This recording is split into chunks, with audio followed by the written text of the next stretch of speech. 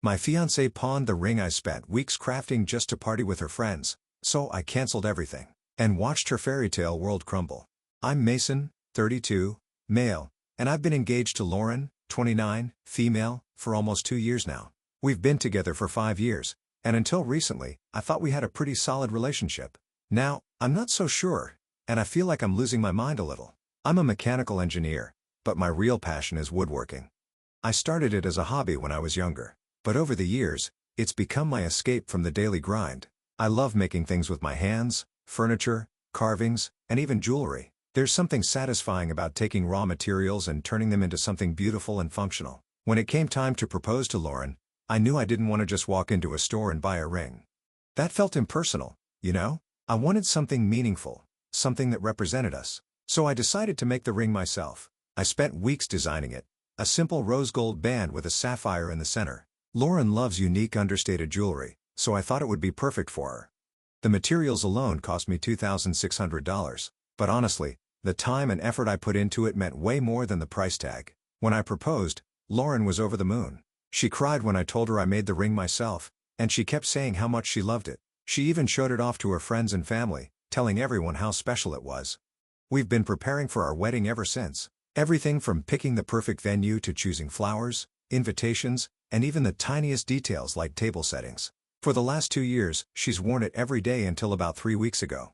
I first noticed it when we were getting ready to go out for dinner. She wasn't wearing the ring, which was unusual. I didn't say anything at the time because I figured maybe she forgot to put it on or took it off while cleaning. But then I noticed it again the next day and the day after that. I started paying attention and it became clear that she wasn't wearing it at all anymore. I thought maybe something happened to it. Maybe it got damaged or lost and she was too scared to tell me. So one night while we were sitting on the couch, I casually asked, "Hey, where's your ring? I haven't seen you wearing it lately." She looked at me for a second then said, "Oh, I took it to the jeweler to get it cleaned." That answer didn't sit right with me. I mean, I made the ring myself.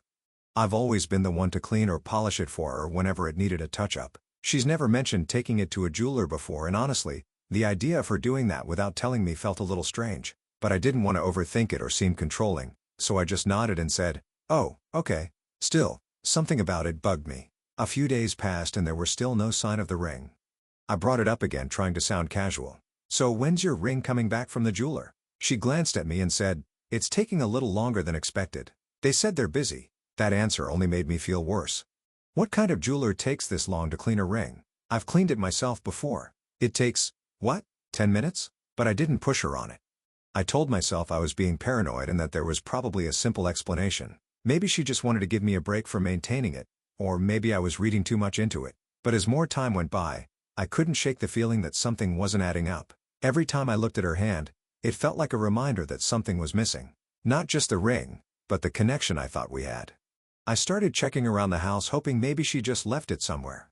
I looked in her jewelry tray, on her nightstand, even in the kitchen where she sometimes takes her rings off while cooking. It wasn't anywhere. I thought about asking her again, but I didn't want to come across as obsessive. If there was something wrong, she'd tell me eventually. But at the same time, I couldn't shake the feeling that she was hiding something from me. I started questioning everything. Was I making a big deal out of nothing, or was there something deeper going on? It's been 3 weeks now and I still haven't seen the ring. Lauren acts like everything's fine, like there's nothing weird about this situation at all, but I can't ignore the nagging feeling in my gut. That ring wasn't just a piece of jewelry, it was a symbol of everything I thought we stood for, and now it's gone, and I don't know what to think. A few days later while we were having dinner, Lauren casually said, "Oh, by the way, I'm going on a weekend trip with Kelly and Jenny, just a little girl's getaway." She said it so casually, like it was no big deal, as if it was the most normal thing ever. I froze for a second trying to process what she just said. "A trip? When did this come up?" I asked, keeping my voice as neutral as possible. Lauren shrugged and said, "We've all been so stressed and we just thought, why not take a weekend to relax? Nothing crazy, just some downtime at a cabin upstate." Now here's the thing.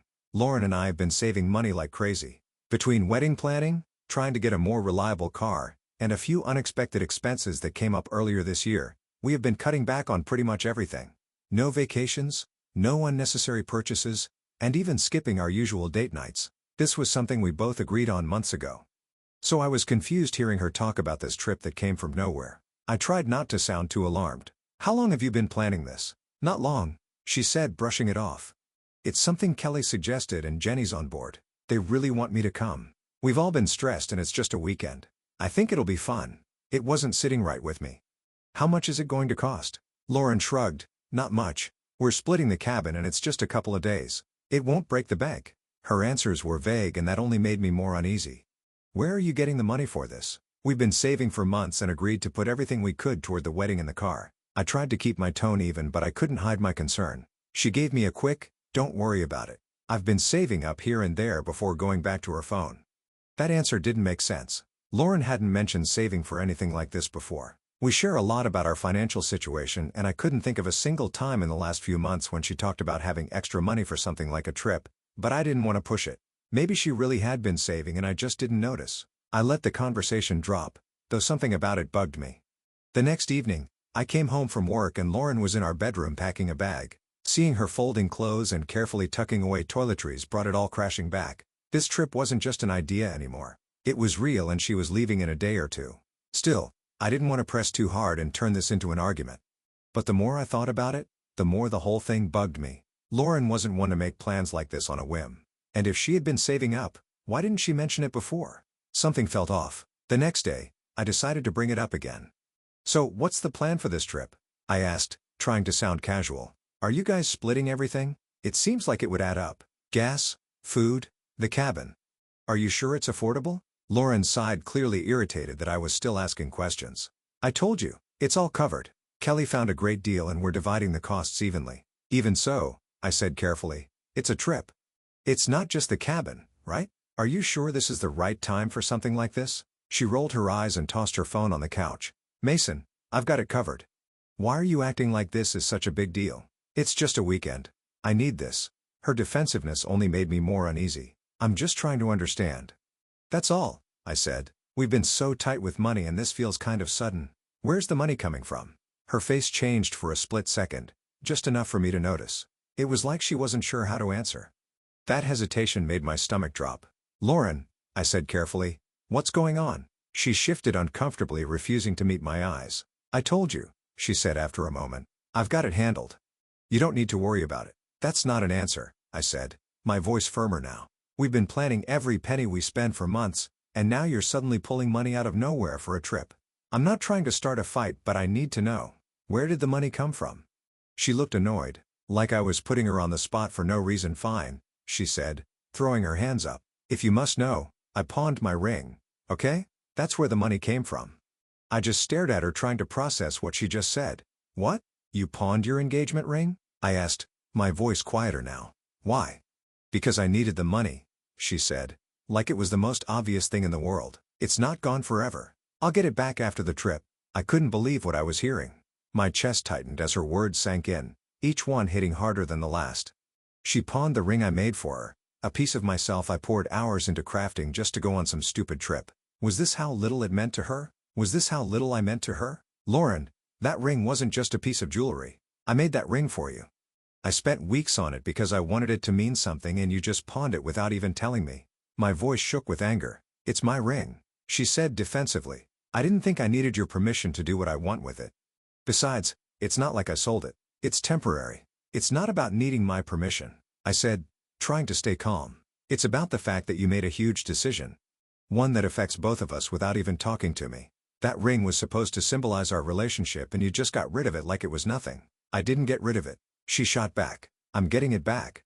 "Why are you making such a big deal out of this?" Her tone, her body language, everything about her response made me feel like I was losing my mind. She didn't seem to understand or care what the ring meant to me. To her, it was just a means to an end.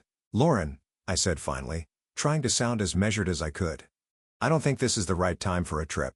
We're supposed to be saving, and pawning your ring to make it happen just feels wrong." "I can't cancel now," she said, crossing her arms. "I already told Kelly and Jenny I'm going. We've been planning this and I need the break." At that point, I didn't see the point in saying anything else. I could have stopped her. I could have made it impossible for her to leave. But why bother if she couldn't even see the problem in the first place? The next morning, she packed her bags without a hint of hesitation and walked out the door like it was just another day. "We'll talk when I get back," she tossed over her shoulder. I stood there watching her go, knowing full well that any conversation we'd have after this wouldn't change a damn thing. But I also knew for sure that things wouldn't be the same anymore. After she left, I just sat there like, what the hell just happened? She straight up told me she pawned the engagement ring I spent so much time and effort on like it was nothing. Then went on a trip with her friends. Didn't ask, didn't give me a heads up, just dropped it on me like, oh by the way. At first, I tried to let it go. I told myself it wasn't worth getting worked up over while she was gone. But the longer I sat there, the worse it felt. It wasn't even just about the ring or the trip anymore. It was the way she handled everything. Like my input didn't matter. Like I was just supposed to roll with it. The secrecy, the dismissiveness, the whole attitude. It felt so off. I spent the next hour just doom scrolling my phone trying to distract myself, but it wasn't working. My brain kept circling back to her trip. Lauren's not usually this impulsive, and she's definitely not the type to jump on some last-minute plan without thinking it through. None of it made sense, especially since money's been tight lately. So I started digging. If she wasn't going to tell me what was really going on, I had to figure it out myself. I started with her friends, Kelly and Jenny. Look, I'll be honest, I've never been a fan of those two. They're the type who seem to live for drama and dumb decisions. From what I know, neither of them would ever willingly sign up for a quiet weekend getaway. Their version of a trip is loud clubs, bad choices, and regret-packed mornings. The idea that they were planning some peaceful cabin retreat? Yeah, not buying it. Something about this whole thing wasn't adding up. I opened Instagram and searched for Kelly's profile. Sure enough, her most recent post was a picture of a cabin surrounded by trees with the caption, "Girls' Weekend Begins. Let's go." The cabin looked expensive. Way too nice to be the kind of place you'd go to on a tight budget. Then I noticed something else in Kelly's caption. "Shout out to my man for helping make this trip happen. You're the best." That was weird. Lauren hadn't mentioned anything about Kelly's boyfriend funding part of the trip. In fact, she'd made it sound like they were all splitting the cost evenly. It got me wondering, did Lauren pawn the ring because she felt like she had to keep up with her friends, Kelly and Jenny? The more I thought about it, the more it kind of added up. Lauren's always been close to Kelly, and honestly, she seems to admire her whole free-spirited, no-strings-attached vibe. I wouldn't be surprised if she felt some pressure to match that, even if it meant making choices that didn't make much sense. And now that I think about it, the way she brushed off my questions about the trip felt off, like she wasn't giving me the whole picture. I kept scrolling through Kelly's feed, but there wasn't much about the trip. Just a couple of generic quality time with the girls' posts and some pics of her packing. Nothing that stood out. So I checked Jenny's profile. She's usually more low-key online, but her latest story caught my eye. It was a boomerang of her and Kelly clinking glasses, captioned "Cabin Vibes," and in the background, a fully stocked bar. This didn't feel right. Lauren had made it seem like this was a getaway, but everything I was seeing pointed to something much bigger. I felt a knot form in my stomach. Was there more to this trip than she'd let on? And if so, why wouldn't she just tell me the truth? I sat back, trying to make sense of it all. Maybe I was reading too much into things. Maybe Kelly and Jenny were just the kind of people who like to make everything seem fancier than it really was. But no matter how much I tried to convince myself, that nagging feeling wouldn't go away. That's when I noticed Lauren's laptop sitting on the kitchen counter closed, but just sitting there plain as day. She must have forgotten it in her rush to leave for the trip. I stood there for a solid minute, just staring at it and going back and forth in my head. On one hand, opening it felt invasive, like crossing a line I wasn't sure I wanted to cross. But then again, she'd already been hiding things, pawned something that meant so much to me, and completely brushed off everything I said. The more I thought about it, the more I felt like, you know what? I deserve to know what's really going on.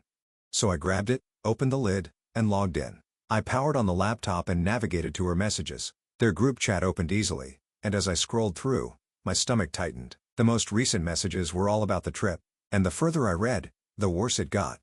This wasn't some quiet weekend getaway. They were planning nights out at bars, meeting guys, and getting wasted to see what happens. One message from Kelly practically jumped off the screen. "Leave the ring at home. No one needs to know you're engaged this weekend." My hands gripped the edge of the counter as I reread it. Anger and disbelief flooding through me. I kept scrolling, my stomach sinking further with every message I read. Jenny chimed in. "Yeah, this is your chance to have some fun before getting married. Don't let him hold you back." Lauren's response? A laughing emoji, and sure, I could definitely use a little freedom. Freedom. That word hit me like a truck. Freedom from what? Me? The life we were building together? I kept scrolling, hoping there'd be something, anything that would make this make sense, but it only got worse. Jenny even joked about how they could act single for the weekend without anyone finding out. And Lauren? She didn't say a damn thing to shut it down. Instead, she laughed along like it was all just some harmless joke. I couldn't believe she was that stupid to trust girls like this or even listen to them. It was like she thought, no matter what she did, I'd still be there picking up the pieces. I felt like the floor had just dropped out from under me. This wasn't just about the money or the ring anymore. This was about trust. And everything I was reading made it clear that Lauren had no problem throwing that trust away. I sat there for what felt like an eternity staring at the screen. Part of me wanted to close the laptop and pretend I hadn't seen any of it. But another part of me, probably the louder part, knew I couldn't ignore this. I needed to do something. For a moment, I thought about calling her, but what would I even say? "Hey, Lauren. I just read your group chat and now I know you've been lying to me about this trip." No. That wouldn't work. This wasn't the kind of conversation I could have over the phone. It had to be face to face. Still, I couldn't pretend like everything was fine while she was out there lying to me and making a fool of our relationship. At that moment, I just knew I wasn't going to continue this relationship with someone who could lie to my face, throw away something so personal, and make decisions behind my back. If she was capable of this now, even before we were married, what would she do once we were married and life got tougher? Everything I thought I knew about Lauren, about our relationship, felt like it was slipping through my fingers. What she did wasn't some minor mistake, it was huge, at least for me. Call me whatever you want, but I just couldn't see a future with someone who could so easily disrespect me and our relationship. This wasn't about insecurity or overreacting. It was about trust, honesty, and what kind of partnership I wanted in life. And clearly, that wasn't something we could have anymore. So I did the first thing that came to mind. I opened my laptop and started pulling up all the details for the wedding we'd been planning. Venues, caterers, flowers, every vendor we booked. I wasn't even sure what I was doing at first. It felt impulsive, almost reckless, but as I stared at the confirmation emails, I knew exactly what I needed to do. I started making calls and canceling everything. The venue was the hardest. It had taken months to find and the deposit was painful to lose, but as I told the coordinator the wedding was off, I felt a weird sense of relief, like I was finally taking back control. After that, I canceled the caterer and florist, spending hours on doing months of planning. It was exhausting, but there was no way I could go through with a wedding when the person I was supposed to marry couldn't even respect me enough to be honest. Canceling the wedding wasn't enough though. Lauren was still on that trip, lying and acting like she was single. I couldn't just let her get away with it, especially knowing other people were caught in the lies too. I kept thinking about the group chat messages, Kelly and Jenny bragging about how no one needs to know they were planning to act single. They thought they were slick, pulling one over on everyone, but they weren't as smart as they thought. If Lauren's behavior was anything to go by, there was no way Kelly and Jenny's boyfriends had a clue about what was really going on. This wasn't just about me anymore. Those guys deserved to know the truth about the kind of women they were dealing with. I wasn't about to sit back and let them treat all this deceit like it was some kind of joke. They needed to be exposed and I was ready to make sure it happened. I opened my phone and started searching. It didn't take long to find Kelly's boyfriend, Mark, on Instagram. He was tagged in several of her photos and his profile was public. "Hey, Mark," I wrote. "I know this is completely random, but I'm Lauren's fiancé, and I just found some messages between her, Kelly, and Jenny about their trip there on. I think you should know what's going on." I attached screenshots of the group chat, specifically the messages where Kelly talked about leaving her ring behind and acting single. After double-checking everything, I hit send. I did the same for Jenny's boyfriend, Jake. He was a bit harder to find, but after scrolling through Jenny's profile, I found him tagged in a photo. I sent him a similar message along with the same screenshots. After that, I felt a wave of anxiety. What if they didn't believe me? What if this only made things worse? But then the responses started coming in. Mark was the first to reply. "Wait, what? Are you serious?" he wrote. "Kelly told me they were just going to relax at a cabin. She never mentioned anything about going to bars or acting single." Jake's response was similar. "Dude, thanks for telling me. Jenny made it sound like this was just a quiet weekend with her friends."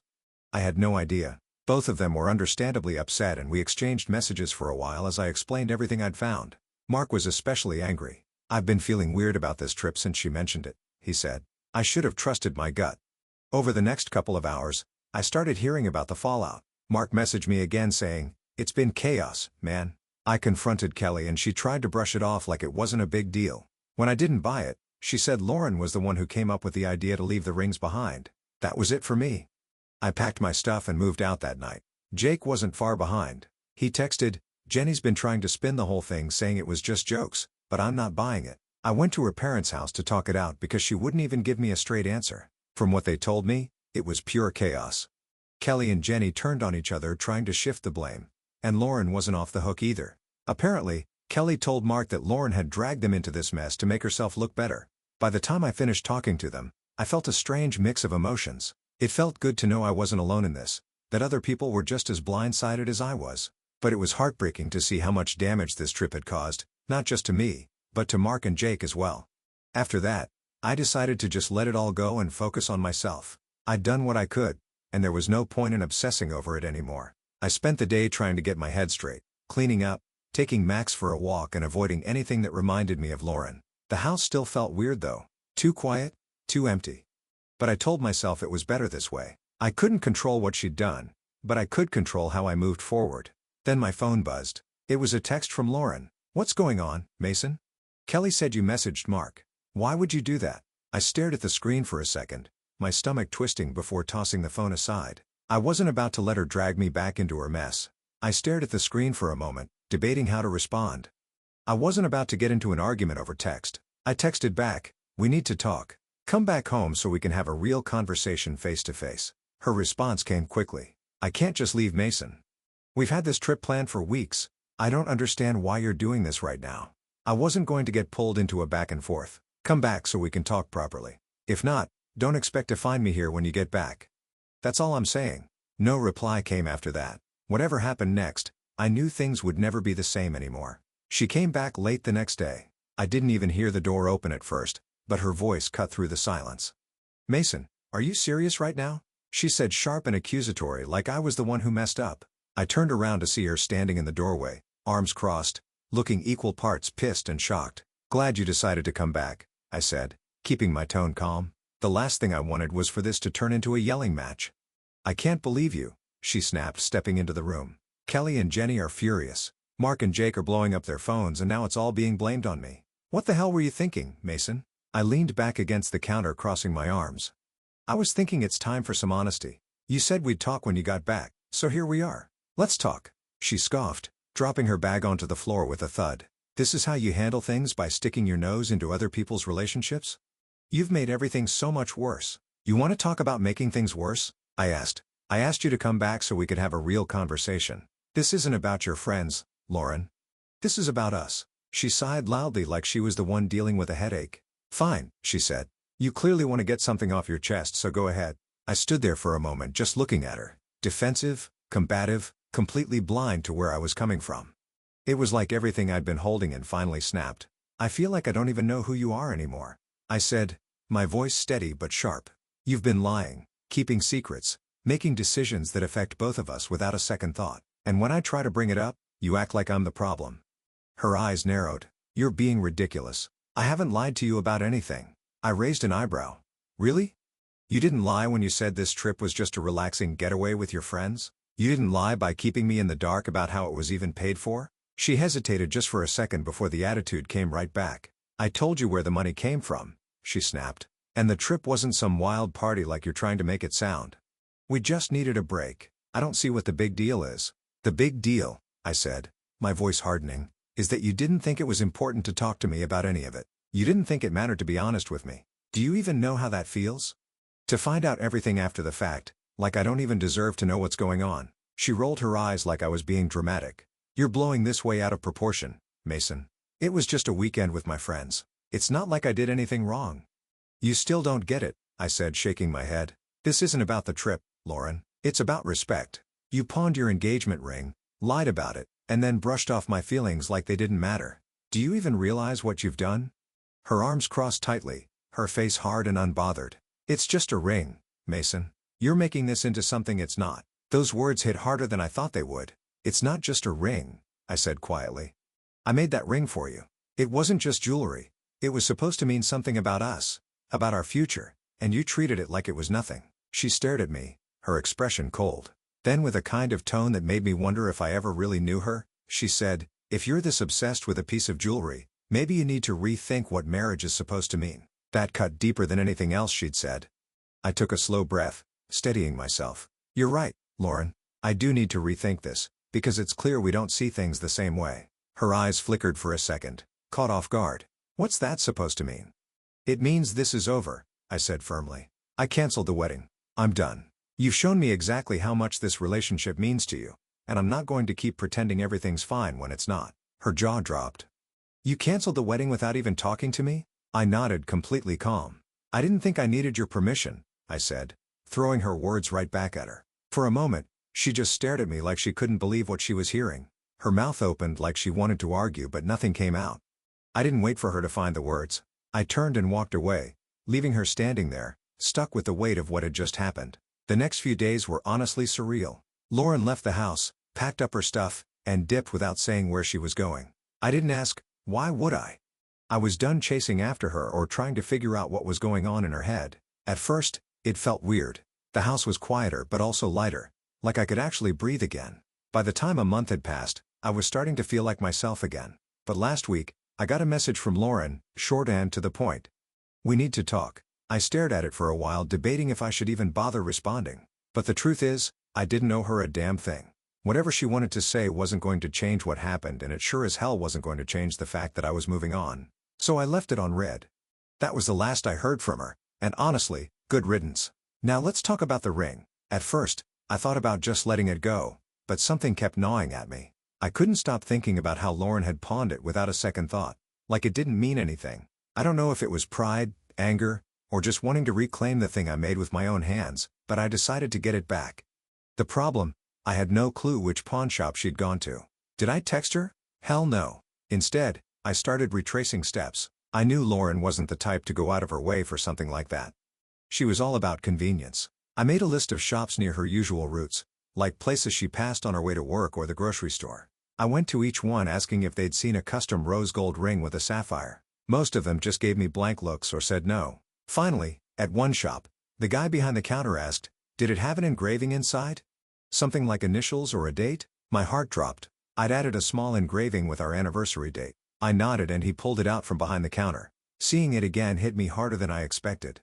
It felt like reclaiming a part of myself that had been stolen. Once I had it back, I couldn't keep it around anymore. It still carried too much baggage, but at least now I got to decide what to do with it. So I sold it. Bittersweet as hell, but also freeing. The money I got went towards something I've wanted to do for years, but never felt like I could, starting a personal project I'd been dreaming about. Putting that money into something I cared about felt like reclaiming a piece of myself. When Lauren found out I'd tracked down the ring and sold it, she called me furious. "What the hell, Mason? That was my ring. You had no right to sell it." I simply told her, "I had every right. I made that ring and you pawned it without even telling me. If it meant so little to you, why should you care what I did with it?" She sputtered for a moment before switching tactics. "I was going to get it back after the trip." "You're so dramatic." I didn't bother arguing. The ring was mine to reclaim, and selling it felt like reclaiming myself. And, yeah, that's where I'm at right now. If you're reading this and dealing with something similar, here's my advice. Trust your instincts. If something feels off, don't brush it aside. Don't stay in a situation just because you've already put in time or effort. It's not worth it. You deserve someone who respects you and values what you bring to the table, not someone who treats you like a backup plan. As for me, I'm still moving forward. Work's been good. I've got solid friends who've had my back through this. And for the first time in a long time, I feel like I'm on the right track. One step at a time, but it feels like the life I want to build is finally in reach.